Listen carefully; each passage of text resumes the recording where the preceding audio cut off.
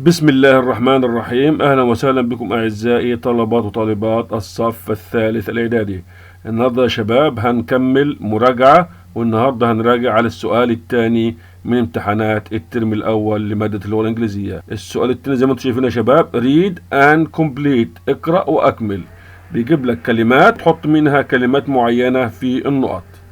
beach يعني شاطئ أو بلاج، way يعني طريق، jacket معناها سترة او جاكيت يعني، روكت معناه صاروخ، وهاد وهاف طبعا هاف دي المضارع وهاد دي الماضي بتاعها.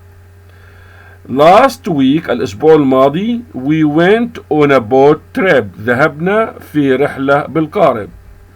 I not to wear a special، انا اضطريت ان انا البس. كلمة اضطريت انا هتبقى كلمة ايه؟ طبعا اللي بياخد تو طبعا كلمة هتبقى كلمة had to. I had to، اضطريت ان wear البس a special life، عايز اقول البس سترة نجاة خاصة. special life ايه؟ كلمة سترة هنا كلمة ايه؟ طبعا كلكم قلتم جاكيت، سترة نجاة خاصة بالبحر. and walk carefully، ومشيت بعناية أو بحرص on the boat، على سطح القارب. my father told me، أبي أخبرني that أنني I couldn't run on، أنني لن أستطيع أن أجري على the boat، على سطح القارب. we traveled، ومشينا بالقارب along، عايز أقول طريق طويل، يبقى كلمة along إيه؟ along way، اخترنا كلمة إيه؟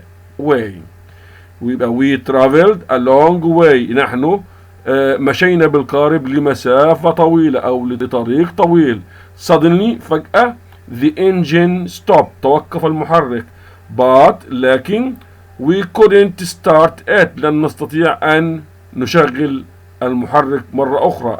we were able to، ولكننا استطعنا أن swim، أن نسبح to the طبعا beach اللي هي الإيه؟ إلى الشاطئ. شكرا يا شباب، والى اللقاء في الدرس القادم، مع تحيات قناة مستر محمد قشاوي التعليمية.